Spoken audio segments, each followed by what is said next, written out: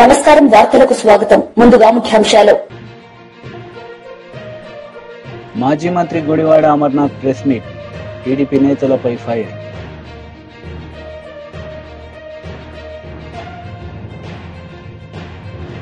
దీక్షా దివాస్ లో పాల్గొన్న మాజీ మంత్రి కేటీఆర్ అరెస్ట్ సీఎం రేవంత్ రెడ్డిపై విమర్శలు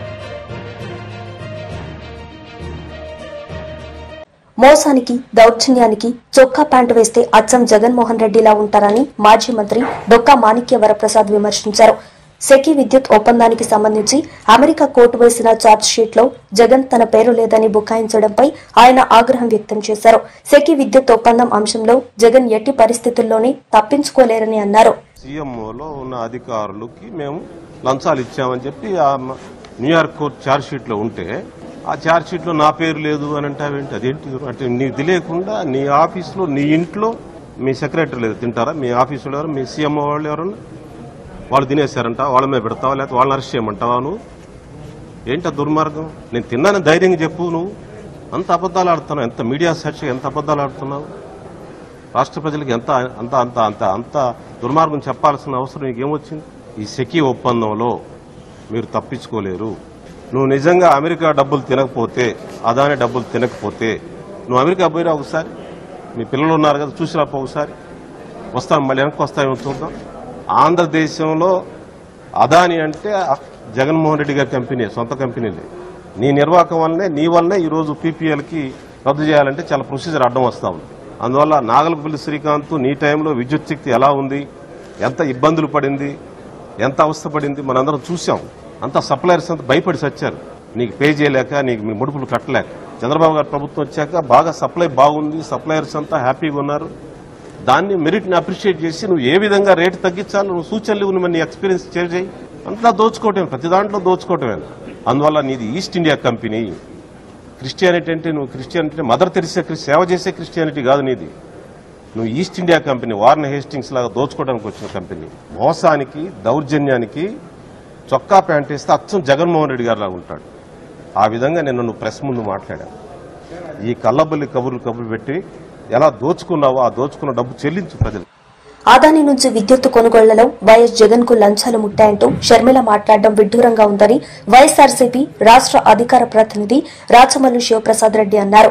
అదాని వ్యవహారంతో గత ఏపీ ప్రభుత్వానికి ఎలాంటి సంబంధం లేదని, విద్యుత్ కొనుగోళ్ల విషయంలో పత్రికల్లో వస్తున్న వార్తల్లో ఇసుమంత కూడా వాస్తవం లేదని అన్నారు. గురువారం రాచమల్లు శివప్రసాద్ రెడ్డి మీడియాతో మాట్లాడారు. స్టడీ చేసి అన్ని ఏర్పాట్లు చేసేవారు. ముందే ముఖ్యమంత్రి గారు మనకి సీజన్ వస్తుందంటే దానికి తగ్గ agriculture and civil supply departments తోటి మీటింగ్ పెట్టి అధికారులకు అందరికీ సూచనలు ఇచ్చి ఏ ఒక్క రైతు కూడా గిట్టుబాటు ధర కోల్పోకూడదు, ధాన్యం సకాలంలో చేరాలి, గన్నీ బ్యాగ్స్కి లోటు లేకుండా ఉండాలి, వెహికల్స్కి ఇబ్బంది లేకుండా ఉండాలి, వెహికల్స్ని ఏర్పాటు చేసి transport charges, gunny charges, labour charges అన్నీ కూడా ప్రభుత్వమే భరించి డైరెక్ట్ రైతు అకౌంట్లో పడేలాగా చేసిన ఘనత గత ప్రభుత్వం జగన్మోహన్ రెడ్డి గారి పరిపాలన. ఒక ఎగ్జాంపుల్ చూడండి. అంతకుముందు 5 సంవత్సరాలు చంద్రబాబు నాయుడు గారి పరిపాలనలో 17,94,000 మంది రైతుల వద్ద నుండి 2,65,00,000 మెట్రిక్ టన్నుల ధాన్యం కొనుగోలు చేసి 40,236 కోట్లు చెల్లించారు. అంటే చూడండి, 17,94,000 మంది రైతులు గత 2014 టు 2019.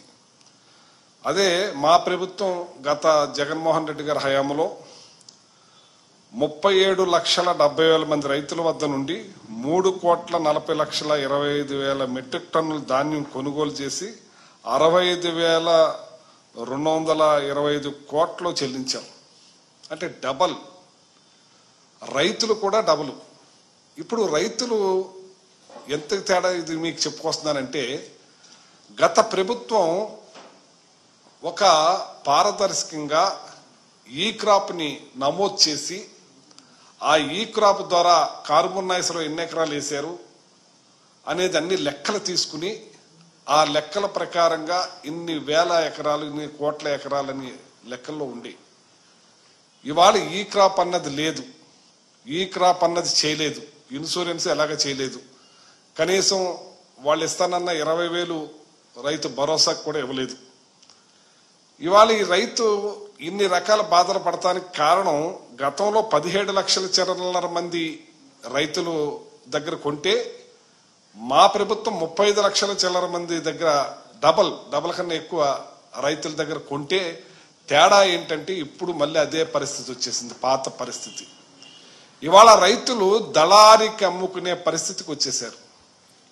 దళారి రైస్ మిల్లర్ కుమ్మక్కై ఇవాళ ప్రభుత్వం ఏర్పాటు ఏమి చేయకుండా, ప్రభుత్వం అధికారుల్ని పెట్టకుండా, గత ప్రభుత్వం అధికారులే ధాన్యం రాసుల దగ్గరికి వెళ్ళి శాంపిల్స్ తీసుకుని అది ధాన్యాన్ని తెప్పించుకుని ఆర్బీకే నుంచి మళ్ళీ మిల్లుకి వెళ్ళేటట్టు ఇక్కడ ఆఫీసర్స్ ఉండేవారు, అక్కడ మిల్లు దగ్గర ఆఫీసర్ ఉండేవారు, కస్టోడింగ్ ఆఫీసర్. వాళ్ళ ధాన్యాన్ని దింపుకుని వాళ్ళకి ఇబ్బంది లేకుండా చేసేవారు. డైరెక్ట్ ఏదైతే మద్దతు ధర ఉందో అది అకౌంట్ లో పడేలా చేసేవారు.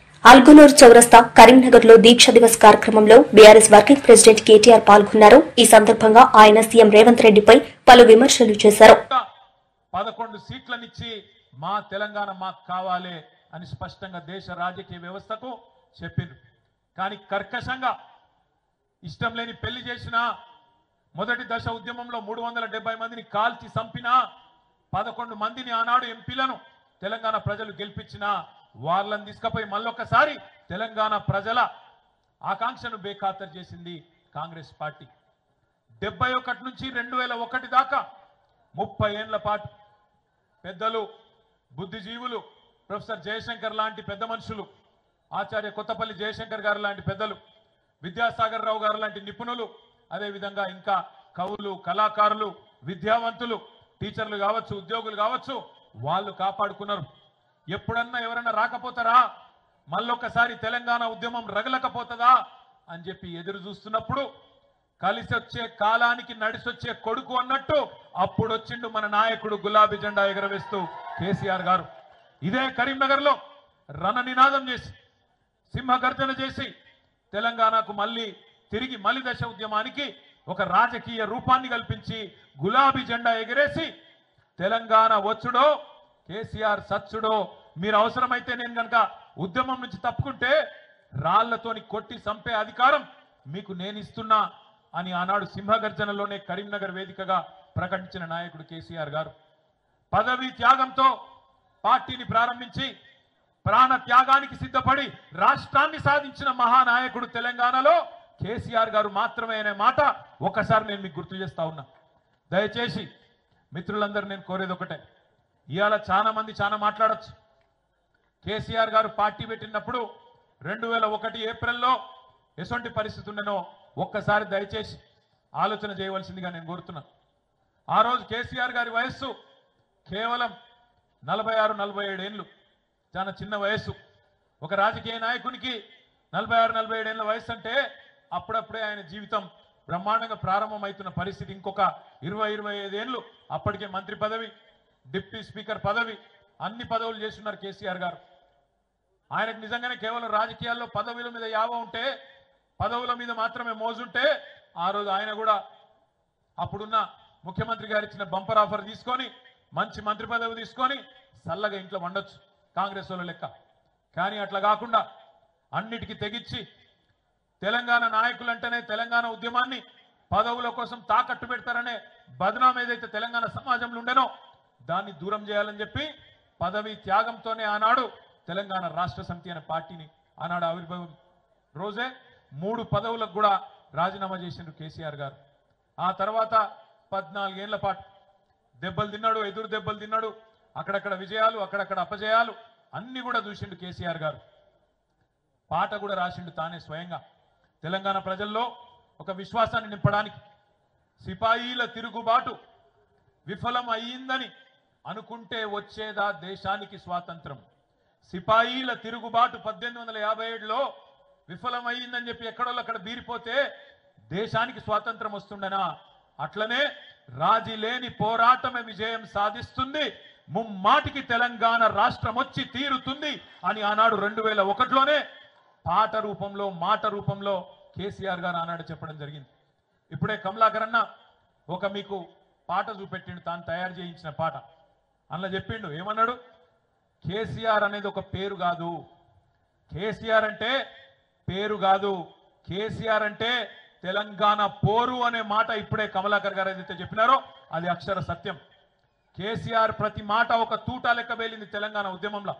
2001 నుంచి 14 దాకా ఒక ఉత్కృష్టమైన ప్రజాస్వామిక ఉద్యమానికి రాజకీయ రూపు కల్పించి తెలంగాణ ప్రజలను ఒక రాజకీయ శక్తిగా మలిచి అద్భుతంగా ఈరోజు తెలంగాణ సాధన జరిగింది అంటే దానికి కారణం ఖచ్చితంగా 3.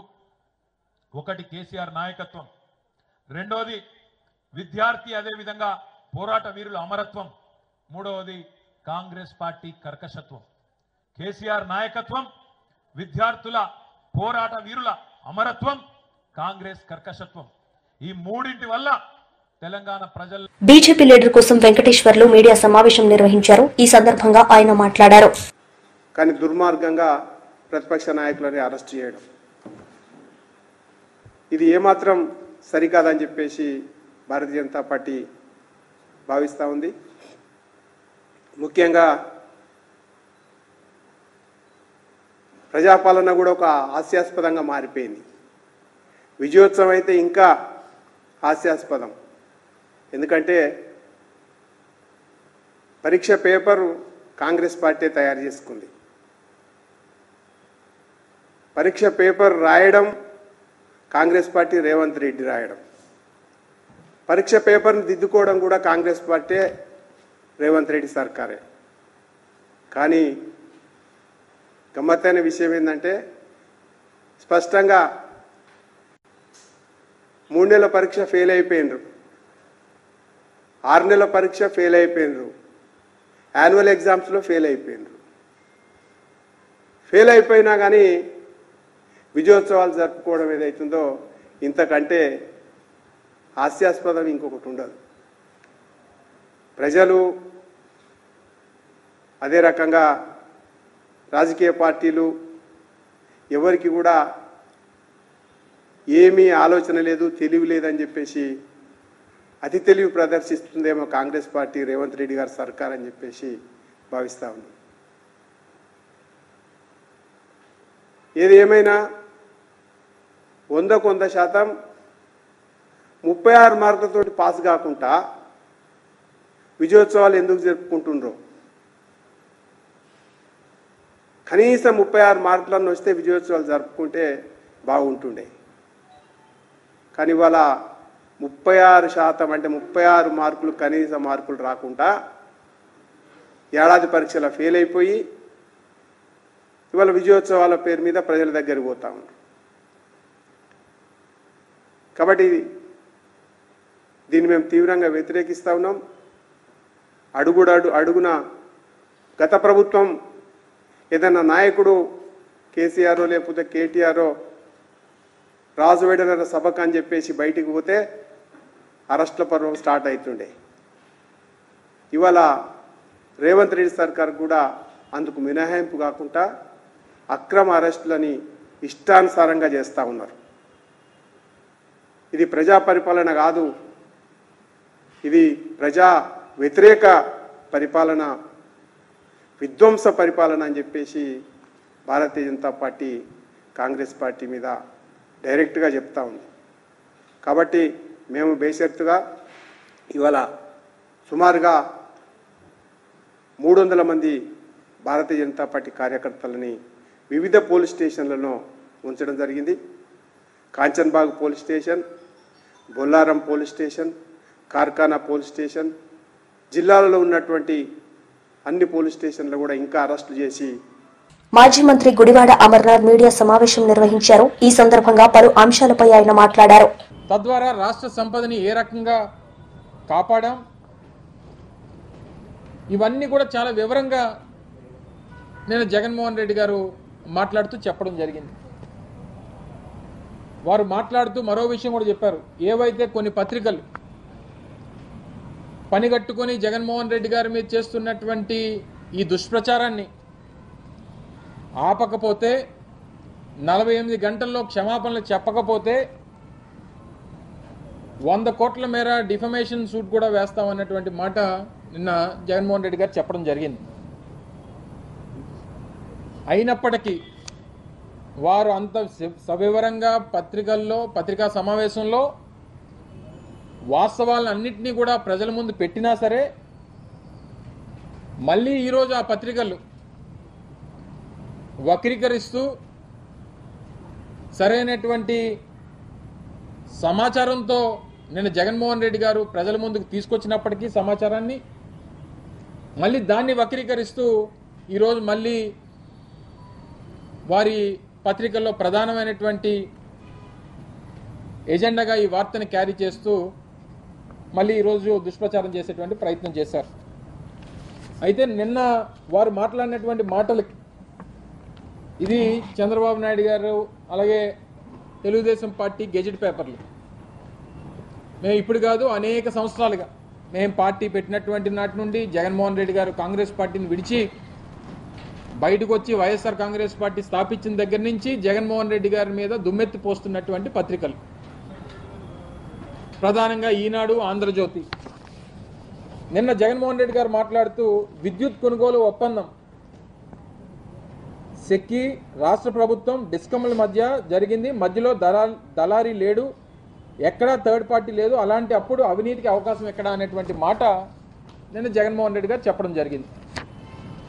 చెప్తూ దానికి సంబంధించినటువంటి సమాచారాన్ని కూడా వారు చూపిస్తూ ఇది solar energy corporation of India అంటే సెక్కి అనేటువంటి కేంద్ర ప్రభుత్వానికి సంబంధించినటువంటి సంస్థ సెప్టెంబర్ 15, 2021 సంవత్సరంలో రాష్ట్ర ప్రభుత్వానికి విద్యుత్ కొనుగోలు విషయంలో ₹2.49 యూనిట్ ధరని కేటాయిస్తూ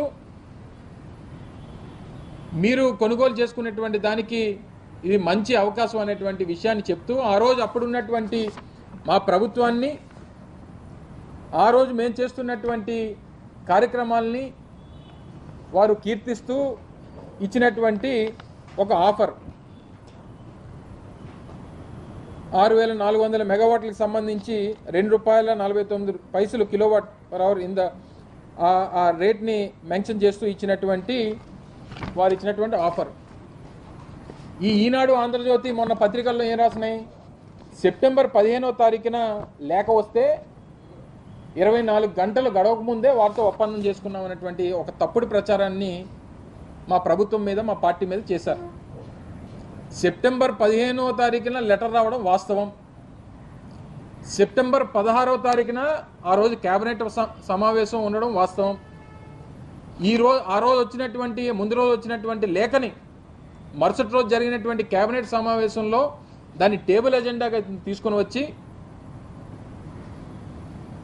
ఇలాగా మనకి కేంద్ర ప్రభుత్వ సంస్థ నుంచి ఒక ఆఫర్ వచ్చింది, ఇది మంచి ఆఫర్గా ఉంది, సో దీని మీద కౌన్సిల్ ఆఫ్ మినిస్టర్స్గా మనం ఒక నిర్ణయం తీసుకోవాలి, తీసుకునే ముందు సంబంధించినటువంటి అధికారులతో ఒక అధ్యయనం చేయించి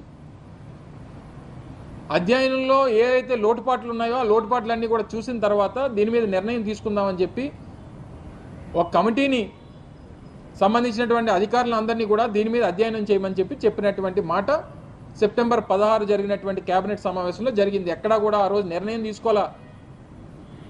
మీరు చేసినటువంటి తప్పుడు ప్రచారం ఆ రోజు ఎక్కడా కూడా కేబినెట్ నిర్ణయం తీసుకోలేదు, దీని మీద అధ్యయనం చేసి లోటుపాట్లన్నీ కూడా పరిశీలించమని చెప్పింది. దానికి సెప్టెంబర్ 16వ తారీఖు అయిపోయిన తర్వాత అక్టోబర్ 20 సిద్దిపేటలో దీక్షా దివస్ కార్యక్రమంలో మాజీ మంత్రి ఎమ్మెల్యే హరీష్ రావు పాల్గొన్నారు. ఈ సందర్భంగా ఆయన మాట్లాడారు. ఆ పుస్తకంలో ఆయన ఏం రాస్తాడంటే కేసీఆర్ గురించి, నేను కేసీఆర్ గారిని ఏ శాఖ కావాలి అని అడిగితే నాకు తెలంగాణ శాఖ కావాలి, నేను శాఖ కోసం రాలేదు, మంత్రి పదవి కోసం రాలేదు అని చెప్పిన ఒక నాయకుడు కేసీఆర్ అని చెప్పి ఆ పుస్తకంలో రాశాడు. రాస్తూ కేసీఆర్ లో నేను ఆ నిబద్ధత చూశాను. ఈనాటి రాజకీయ నాయకుల్లో నాకు ఈ శాఖ కావాలి, నాకు పెద్ద మంత్రి పదవి కావాలనే రోజుల్లో నాకు శాఖే వద్దు అన్న ఒక నిబద్ధతను కేసీఆర్ లో చూశాను అని తన పుస్తకంలో రాశాడు ప్రణబ్ ముఖర్జీ గారు. అంతేకాదు, నా లక్ష్యం తెలంగాణ, నాకు తెలంగాణ కావాలి, మీరు ఏ శాఖ ఇచ్చినా నాకు పర్వాలేదు, కానీ నాకు తెలంగాణ ముఖ్యమనేటువంటి మాట కేసీఆర్ చెప్పిండు. ఇది కేసీఆర్ లో ఉన్నటువంటి కమిట్మెంట్ అనేటువంటి మాట ప్రణబ్ ముఖర్జీ గారు తన పుస్తకంలో తాను రాసినటువంటి మాట. ఈ మాట అంటే అంత పోరాటం. ఇవాళ ఎవడెవడో కేసీఆర్ గురించి మాట్లాడుతున్నాడు, తలకు మాసినోడల్లా మాట్లాడుతుండు. నిజంగా కేసీఆర్ గారు అంత నిబద్ధతతో పనిచేయకపోతే ఇవాళ తెలంగాణ వచ్చినా? ఇప్పుడు నేను చెప్తున్న మాటలు మనం చెప్పుకున్నది కాదు, కాంగ్రెస్ పార్టీ అగ్ర నాయకుడు భారత రాష్ట్రపతి ప్రణబ్ ముఖర్జీ చెప్పిన మాట. కేసీఆర్ నీతి, నిజాయితీ, నిబద్ధత గురించి ఆ రోజు ఆయన చెప్పిన మాట నేను ఈరోజు గుర్తు చేస్తా ఉన్నా. అయినా కాంగ్రెస్ పార్టీ ఏం చేసిందో మనకు తెలుసు. 2004 నుంచి 9 దాకా అధికారంలో ఉంది. కామన్ మినిమం ప్రోగ్రామ్ లో పెట్టింది, రాష్ట్రపతి నోట చెప్పింది. ఎన్నిసార్లు అడిగినా తెలంగాణ ఇవ్వకపోవడం. మేము అసెంబ్లీలో రాజశేఖర్ రెడ్డి గారిని అడిగేటోళ్ళం, ఏమైంది తెలంగాణ అంటే ఆయన అంటుండే 100 కోట్ల మంది ఒప్పుకుంటే తెలంగాణ అని రాజశేఖర్ రెడ్డి గారు మమ్మల్ని అవహేళన చేస్తుండే. మేము అసెంబ్లీలో గట్టిగా నిలదీస్తే ఏం తెలంగాణ అడుగుతున్నది ఇంతగానం, ఇయ్యడానికి ఏమన్నా సిగరెట్టా, బీడీయా అని రాజశేఖర్ రెడ్డి గారు మమ్మల్ని అవహేళన చేస్తా ఉండే. రకరకాలుగా అప్పట్లో ఏం మాట్లాడినా ఇదే రాజశేఖర రెడ్డి గారు ఆంధ్రాకు పోయి ఆంధ్ర ప్రజల్ని రెచ్చగొట్టిండు. హైదరాబాద్ వాళ్ళకి పాస్పోర్ట్ కావాలి, వీసా కావాలి అని అక్కడ ఆంధ్ర ప్రజల్ని రెచ్చగొట్టే విధంగా మాట్లాడుతుండే. ఎన్నో అవమానాలు అయినా పోరాటం చేసినాం. మన పార్టీ మీద గెలిచిన ఎమ్మెల్యేలను ఆ రోజే రాజశేఖర రెడ్డి గారు బీఆర్ఎస్ పార్టీని లేకుండా చేయాలని, టీఆర్ఎస్ పార్టీని ఖతం చేయాలని మన ఎమ్మెల్యేలను కాంగ్రెస్ లో కలుపుకున్నాడు రాజశేఖర రెడ్డి గారు. అయినా కేసీఆర్ గారు అదే పోరాటం, అదే స్ఫూర్తితో ముందుకు పోయినాం. కాంగ్రెస్ ఇస్తానన్న తెలంగాణ ఇవ్వకపోతే కేసీఆర్ గారు కేంద్ర మంత్రి పదవికి రాజీనామా చేశారు. అయినా కాంగ్రెస్ లో చలనం రాలే.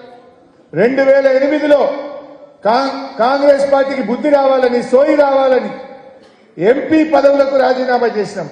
రాష్ట్రంలో కేసీఆర్ గారి ఆదేశంతో ఎమ్మెల్యే పదవులకు కూడా రాజీనామా చేసి మళ్లీ ఉద్యమంలోకి పోయినాం. గడ్డిపోచల్లాగా పదవులు త్యాగం చేసిన పార్టీ బీఆర్ఎస్ పార్టీ. ఆనాడు సిద్దిపేటలో దుబ్బాకలో రామలింగన్న, సిద్దిపేటలో నేను, మెదక్లో పద్మా గారు మన జిల్లాలో, కేసీఆర్ గారు కరీంనగర్ ఎంపీ. ఇట్లా ఎంతో మంది రాజీనామా చేసి మళ్లీ ఉద్యమాన్ని రగిలించే ప్రయత్నం చేశాం. అన్ని ప్రయత్నాలు చేశాం. అనకాపల్లి జిల్లా మాడుగులలో 12 అడుగుల భారీ గిరినాగును చూసి ప్రజలు భయాందోళనకు గురయ్యారు. దీంతో స్నేక్ క్యాచర్స్ కి సమాచారం ఇవ్వడంతో కింగ్ కోబ్రాను పట్టుకుని అడవిలో వదిలేశారు స్నేక్ క్యాచర్స్.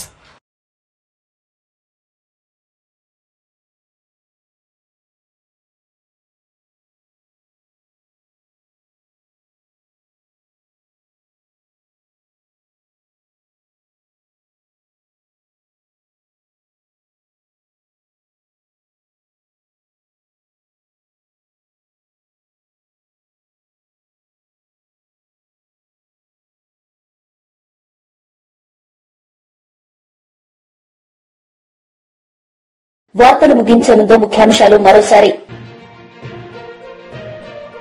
మాజీ మంత్రి Gudivada Amarnath press meet, TDP నేతలపై ఫైర్.